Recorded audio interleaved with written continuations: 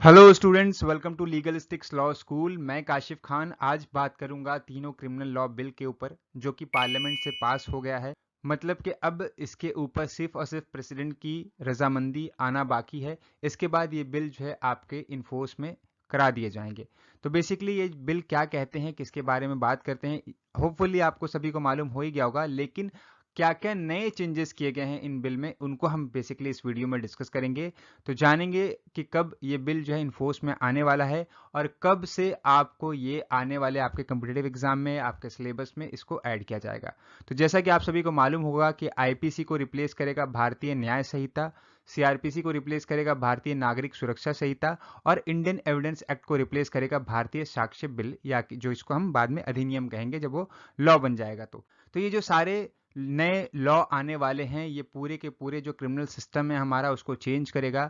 Basically ये कहा जा रहा है कि जो अंग्रेजों के बनाए गए लॉ थे, जो हम लोगों को पनिश करने के लिए बनाए गए थे, उनको अब हमने चेंज कर दिया है। और इसका जो मेन मोटिव होगा, इसका जो मेन ऑब्जेक्टिव होगा, वो जस्टिस प्रोवाइड करना होगा। दूसरी बात यहाँ पे ये भी कही जा रही है कि इन लॉ के आने के बाद अब जो जस्टिस है वो जल्दी मिलेगा। जो कहते हैं ना तारीख पर तारीख मिलने वाली बात, वो यहाँ पर अब नहीं होगी। तो ये सारी चीज़ें क्या सच में इस बिल में है या नहीं है, उन सब चीज़ों को भी हम डिस्कस करेंगे। और नए जितने भी चेंजेस हुए हैं, क्योंकि आपको पता होगा इस बिल को दोबारा से री इंट्रोड्यूस किया गया है।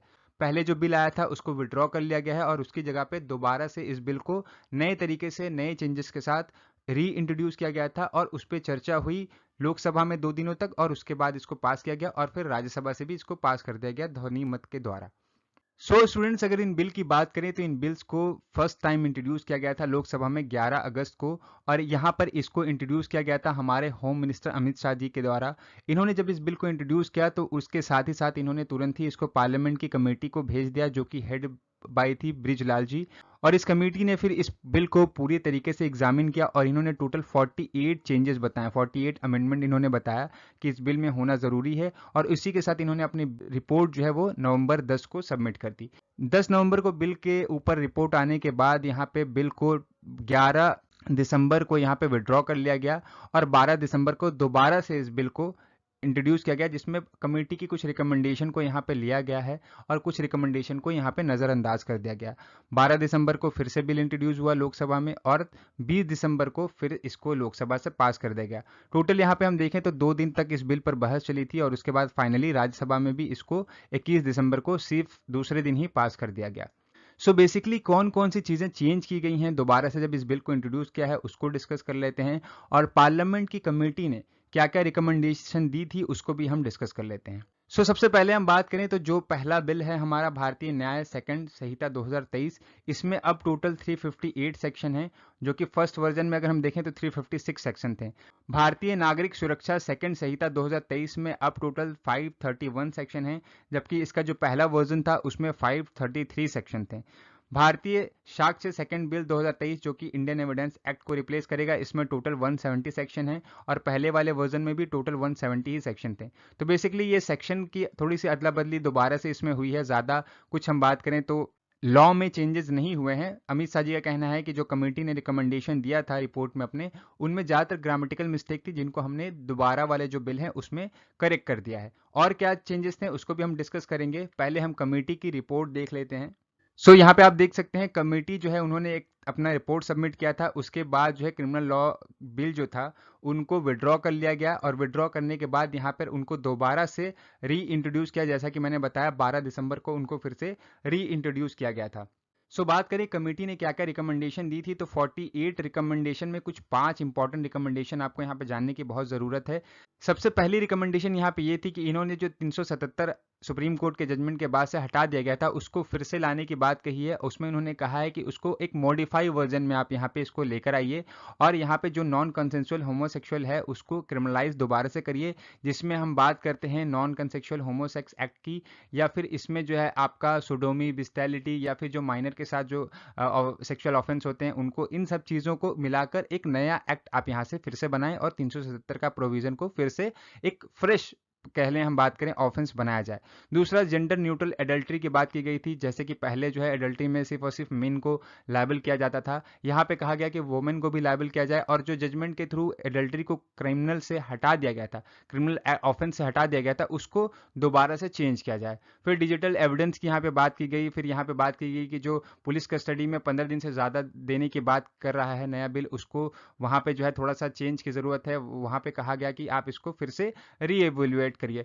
लास्ट में यहाँ पे एक ऑनलाइन एफआईआर की भी बात की गई है। यहाँ पे कहा कि जो ऑनलाइन एफआईआर का प्रोविजन है वो स्टेट के हाथ में ही रह देना चाहिए। स्टेट ही जो है सारी चीज़ें इसके ऊपर देखेगी कि कैसे जो है ऑनलाइन एफआईआर होगी और कैसे जो है इसको पूरी तरीके से मॉडरेट किया जाएगा। अगर इन सारे जो बिल्स हैं इनके हाइलाइट्स की बात करें कि क्या क्या इसमें चेंजेस हुए हैं, तो सबसे पहले टेररिस्ट एक्ट को डिफाइन किया गया है और इसको एक सेपरेट ऑफेंस बनाया गया है। इसमें बहुत ही ज़्यादा हार्श पनिशमेंट रखी गई है। नेक्स्ट बात करें, सेडिशन के लॉ को ओमिट कर दिया गया है। अब सेडिशन कोई एक पनिशमेंट नहीं है, क्योंकि यहाँ पे सुप्रीम कोर्ट का भी आपको जजमेंट देखने को मिला होगा। तो सेडिशन को एक ऑफेंस की कैटेगरी से हटा दिया गया है, लेकिन सेडिशन के जैसा ही एक नया एक्ट को ऑफेंस बनाया गया है, जिसमें अगर आप कोई ऐसा एक्ट करते हैं जो कि इंडेंजर है to the sovereignty, unity and integrity of India, then you will be held liable. Again बात करें तो मॉब लिंचिंग को यहाँ पे एक नया ऑफेंस के तौर पे इंट्रोड्यूस किया गया है इस नए क्रिमिनल बिल में, और यहाँ पे इसकी मैक्सिमम पनिशमेंट जो है डेथ पेनल्टी रखी गई है। कम्युनिटी सर्विस का एक प्रोविजन रखा गया है, आपको इम्प्रिजनमेंट की जगह पे आपसे कम्युनिटी सर्विस जो है वो कराई जाएगी, मतलब एक माइनर ऑफेंसेस में ये कम्युनिटी सर्विस का प्रोविजन है। नेक्स्ट हम बात करें तो ऑडियो वीडियो रिकॉर्डिंग की बात की गई है कि जो भी विक्टिम हो गए सेक्सुअल ऑफेंस के, उनकी जो स्टेटमेंट है जब रिकॉर्ड की जाएगी तो उनकी वीडियो रिकॉर्डिंग होगी, उनकी ऑडियो रिकॉर्डिंग होगी उसकी। जीरो एफआईआर का प्रोविजन रखा गया है, जैसा कि हालांकि जीरो एफआईआर का प्रोविजन सुप्रीम कोर्ट के जजमेंट के बाद ऑलरेडी फॉलो होता था, लेकिन इसके लिए एक स्पेशल अब प्रोविजन बना दिया गया है। कहीं भी आप ऑफेंस को रजिस्टर करा सकते हैं और उस पुलिस स्टेशन की अब जिम्मेदारी होगी कि वो जो कॉपी है उसको फॉरवर्ड करे कंसर्न पुलिस स्टेशन को जहां का ये ऑफेंस हुआ है। नेक्स्ट बात करें, कोर्ट जो है अलाउ नहीं कर सकता अब स्टेट को कि वो केस विड्रॉ कर ले अनटिल अनलेस वहां पे आप विक्टिम को सुने। नेक्स्ट बात करें तो हिट एंड रन के केस में पनिशमेंट को बढ़ाया गया है। अब 10 साल की इंप्रिजनमेंट हिट एंड रन के केस में मिलेगी, लेकिन अगर वहीं एक्यूज्ड एक्सीडेंट के बाद विक्टिम को हॉस्पिटल लेके जाता है या पुलिस के पास लेके जाता है तो वहां पे उसकी सजा कम कर दी जाएगी। लेकिन अगर वो हिट करके भाग जाता है वहां पे, उसको उसी तरीके पे छोड़ देता है, पुलिस को इन्फॉर्म नहीं करता है, मजिस्ट्रेट को इन्फॉर्म नहीं करता है, तो यहाँ पे उसको हार्श पनिशमेंट रखी गई है।